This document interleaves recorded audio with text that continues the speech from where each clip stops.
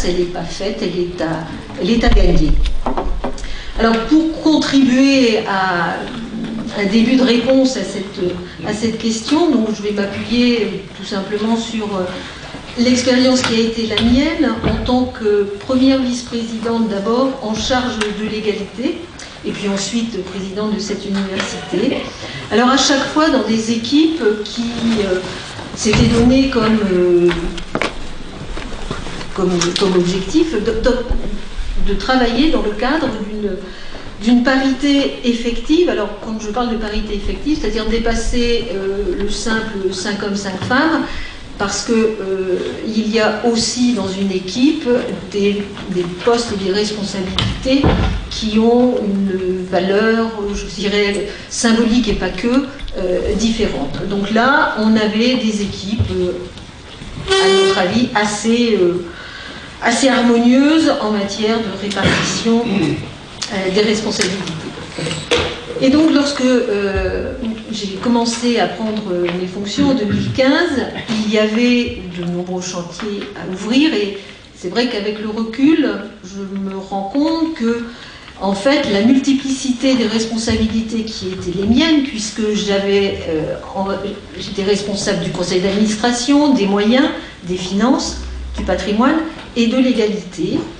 En fait, ça m'a aidé pour faire avancer un tant soit peu l'égalité sur les campus de l'université de Rennes.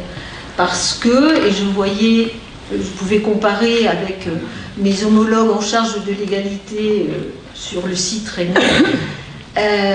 j'avais tout de suite accès finalement aux bonnes personnes et aux bons endroits où se prenaient les décisions, et c'était effectivement un avantage énorme. C'était aussi un contexte qui, au fil du temps, est devenu de plus en plus favorable. Ce que je veux dire, c'est que à partir de 2013-2014, on voit bien comment le politique et le ministère de l'enseignement supérieur a commencé à exprimer une volonté politique de faire avancer les choses. Donc c'est le moment où il y a un certain nombre d'orientations ministérielles qui ont été données, et aussi cette obligation pour les établissements de nommer un référent égalité. Et puis aussi l'essor de la conférence permanente des chargés de mission égalité et diversité, la CPED. C'était quelque chose qui se mettait en route mais qui progressivement a pris de plus en plus d'importance et nous a aidés aussi de plus en plus. Donc dans ce contexte, l'objectif c'était la promotion de l'égalité femmes-hommes à l'université par de nouvelles pratiques avec des actions concrètes qui pouvaient rendre visible la volonté politique de l'équipe de direction. La rédaction du projet d'établissement en 2016 a permis d'inscrire toutes ces questions dans les priorités de l'établissement, et cela s'est poursuivi tout au long des différents mandats de l'équipe élue, 2015, 2019 et puis ensuite 2021. Alors, le constat de départ, c'est que les femmes sont bien présentes. Quelle place, on ne sait pas, mais au moins sont-elles bien présentes à l'université, pas forcément bien visibles. Et puis, il y a aussi l'effet trompeur, parfois, de l'image renvoyée par le fait, par exemple, que les femmes occupent les postes de responsabilité. Parce que je ne pense pas que ce soit la garantie automatique d'une université inclusive, et même, je dirais que dans certains cas, ça peut être un alibi commode. C'est-à-dire que, oui, des femmes, mais encore faut-il que derrière, il y ait une politique qui s'affirme aussi pour la place des femmes à l'université. Alors, un chiffre, en 2020, 11 femmes occupaient le poste de présidente d'université sur 73. En 2023, 14 sur 73. Et j'ai voulu tout à l'heure vérifier s'il y avait un dernier chiffre, puisque dans le 14, je sais que je suis incluse et désormais je ne suis plus présidente, donc je voulais savoir où on en était exactement. Eh bien, en rentrant sur Google, en recherche nombre de présidentes dans les universités en France, on m'a conseillé tout de suite, rechercher plutôt nombre de présidents. Voilà. Alors, nous avons travaillé, alors je dis nous parce que bien sûr la dimension collective et la dimension équipe, là aussi, était fondamentale. Donc nous avons travaillé selon 3 axes, sensibiliser, informer, former, et puis aussi signaler les éventuels dysfonctionnements, problèmes traités, avec à chaque fois la volonté de permettre aux femmes d'occuper tous les espaces de l'université. Alors c'est passé par la mise d'actions qui peuvent paraître de l'ordre du symbolique, mais je crois que derrière le symbolique, il y a aussi autre chose. D'abord, ce que j'appelais la conquête des espaces. Comme j'étais responsable du patrimoine, je me suis un petit peu occupée des noms donnés aux salles et aux amphithéâtres dans l'établissement. Eh bien, en 2015, sur les 29 amphis que comptent nos 3 campus, 13 seulement portaient un nom de personnalité. Et tous les noms étaient des noms de personnalités masculines. Aucune femme présente pour donner le nom à une salle, un amphi. Donc c'est là qu'on a initié une démarche qui nous a permis de commencer à essayer de rétablir cette présence des femmes dans les espaces que l'on est bien aussi en se promenant sur nos campus, l'idée qu'il y a des femmes qui méritent aussi que l'on se souvienne de ce qu'elles ont pu faire ou de ce qu'elles ont pu porter.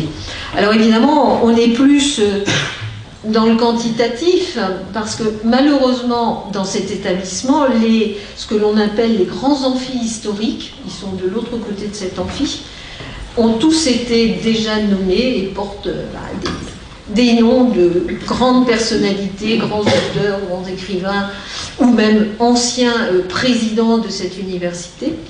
Et il faudrait procéder à quelque chose qui serait déjà bien compliqué, c'est-à-dire faire accepter que l'amphi Descartes ne sera plus l'amphi Descartes.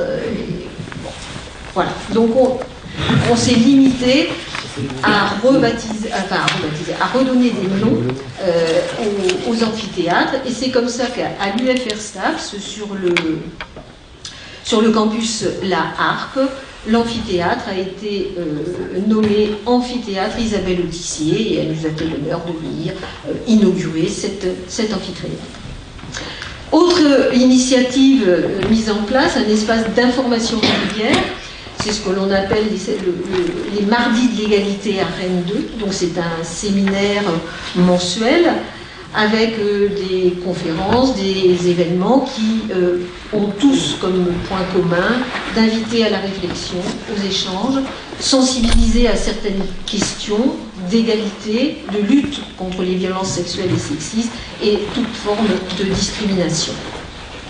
Par ailleurs, on a mis en place aussi des temps de formation pour les personnels et étudiants et étudiantes. Tout cela a été conforté par la rédaction du plan égalité de l'établissement, puisque en s'appuyant sur les bilans sociaux récents, on a proposé un certain nombre de mesures avec 4 pistes, 4 axes. La résorption des écarts effectifs, rémunération, l'égal accès des femmes et des hommes aux postes et emplois, une meilleure articulation entre vie personnelle et vie professionnelle, et lutte contre les violences sexuelles et sexistes et contre toute forme de discrimination. Alors, comment mettons les choses en œuvre? Je dirais avec des mesures plus spécifiques destinées aux collègues femmes BIATS ou enseignantes-chercheurs, qui favorisent par exemple l'accès aux formations. On propose de l'accompagnement dans les démarches. Il y a aussi des priorités sur un certain nombre de CRCT ou CPP. On a formalisé les procédures de recrutement pour éviter toute discrimination ou tout biais dans les recrutements, justement, avec représentation mixte dans les réunions, dans les jurys de thèse, dans les comités d'audition. Et enfin, un ensemble de mesures qui favorisent la bonne articulation entre la vie professionnelle et la vie personnelle et familiale. Alors ça passe par la rédaction et ensuite la validation dans les instances de charte de télétravail, droit à la déconnexion, l'aménagement du temps de travail, et puis aussi quelque chose auquel on tient beaucoup à Rennes 2, l'appui qui est donné à la crèche parentale de l'université, puisque Rennes 2 est l'une des quelques universités qui a la chance de pouvoir, de disposer d'une crèche parentale sur son campus. Je vais terminer avec un dernier exemple qui, je pense, vous aidera pour la transition. On a eu aussi une réflexion autour de la mixité des filières à l'université. C'était quelque chose que l'on faisait en collaboration avec l'université jadis Rennes 1, maintenant c'est l'EPE, et la chargée de mission académique à l'égalité filles et garçons. Le point de départ, c'était lutter contre un certain nombre de représentations. La première, Rennes 1, les sciences dures, c'est sérieux, c'est pour les garçons. Rennes 2, une espèce de bohème pseudo-artistique, c'est bon pour les filles. Donc ça, c'était première représentation que l'on voulait déconstruire. Et puis aussi déconstruire des représentations par rapport à certaines filières. Et là, la filière STAPS a tout de suite répondu de façon très positive. C'était avec la collègue Carole Groussard que je travaillais, puisqu'il s'agissait aussi pour la filière de montrer que c'était une filière ouverte autant aux filles qu'aux garçons, et aussi montrer qu'il n'y avait pas que ceux qui avaient ambition de devenir coach de foot qui pouvaient s'inscrire en STAPS à Rennes 2. Donc il y a eu pendant un certain nombre d'années un travail avec des classes de seconde, de lycée de la périphérie rennaise, fort investissement des collègues aussi dans le secondaire, c'était les professeurs principaux.